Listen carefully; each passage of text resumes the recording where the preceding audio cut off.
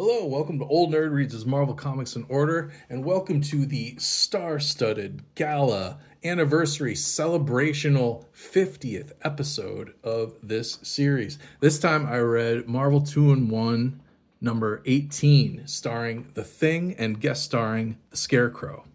This is the third comic that I have and the third video in this series that involves the Scarecrow.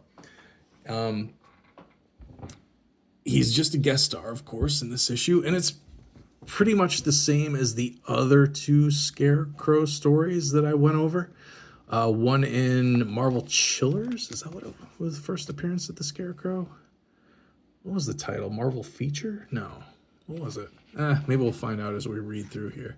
But this one, of course, written by Bill Mantlo and Scott Edelman. The plot's by Bill Mantlo and Scott Edelman. The story by Bill Mantlo. Bill Mantlo, like I said last time, he's writing over half of everything that I have, it seems like.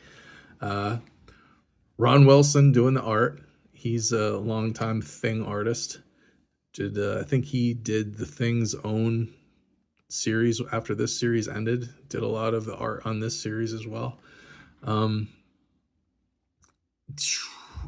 Scott Edelman, I believe he's the creator of the Scarecrow, and I think he wrote the other issues that I have starring the Scarecrow. What was it? Creatures by Night? What the heck was it? There was one issue of an anthology series that was like the first appearance of the Scarecrow, and then there was another similar type series, but a different one, and that also had a second story of the Scarecrow. And now this is the third time the Scarecrow's appeared in the Marvel universe. But Scott Edelman, here he is. Scott Edelman is the creator, and he wrote the last two comics that I have that star the Scarecrow, introduce the Scarecrow, and he co-plotted this one. And you can kind of tell this issue kind of suffers from the same kind of stuff happens plot as the other two Scarecrow comics I have, and it's not a good thing.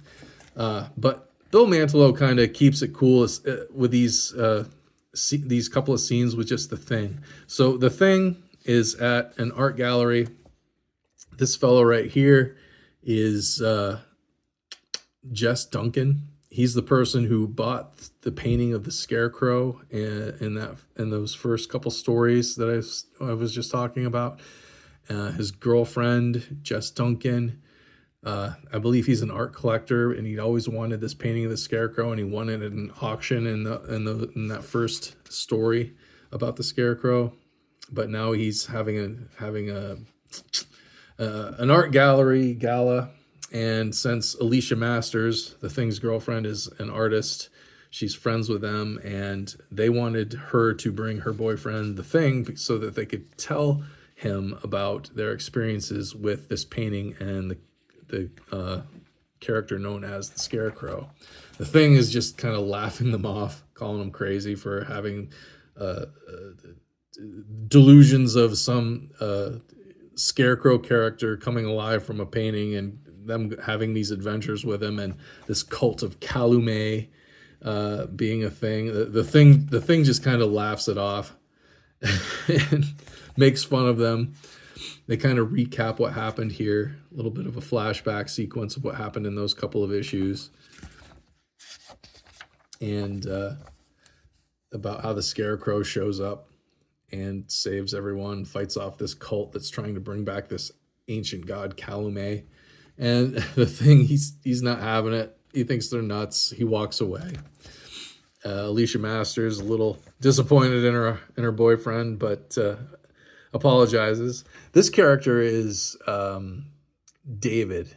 His brother is David, and I'm pretty sure that David is the Scarecrow. That they haven't said it yet, but it seems that way. And then the thing bumps into this lady, knocks her champagne on her dress. She gives him a dressing down.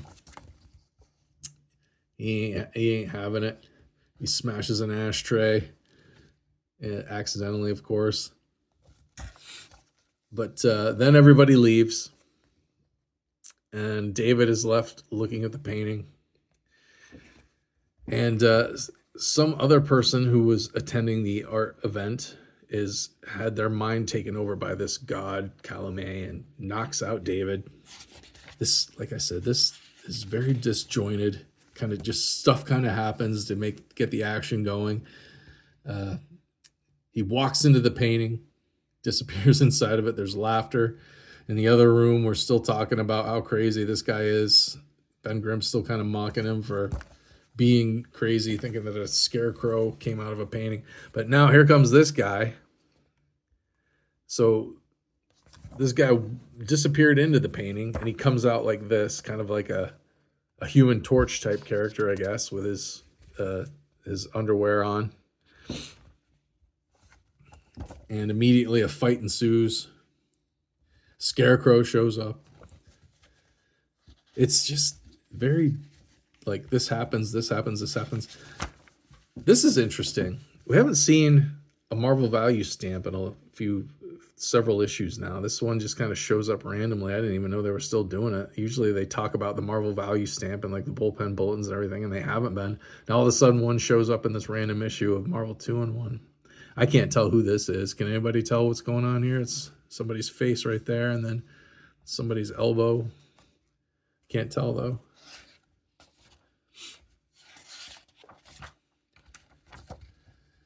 Thing gets his clothes burned off by this dude, scaly Human Torch type guy. He throws a curtain over him, which is actually what happened in one of the other Scarecrow issues. This girl here throws a curtain over one of the bad guys in it. So you can tell that this Scott Edelman doesn't have a whole lot of ideas about storytelling, must be. Just kind of uses the same stuff over and over again. But the Thing throws this curtain over him and smashes him. I think getting hit by the Thing like that would be enough to kill somebody, but not this dude. No, he blasts him. But then the Scarecrow steps in out of nowhere. Like, I don't know, the Scarecrow just kind of dips in and out of what's happening. It's kind of random and doesn't make sense. Like, he's there 1 second, he's not gone the next. Some kind of thunderstorm comes out of nowhere. Apparently the Scarecrow caused it to happen.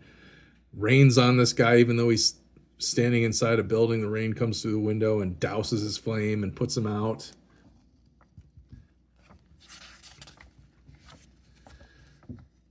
But he's not out. As we can see here, he's magically all of a sudden back to normal. Scarecrow's just kind of posing. Thing comes up, smacks him, catches everything on fire. Then all of a sudden it's dark and there's laughter. I guess it's the Scarecrow's laughter.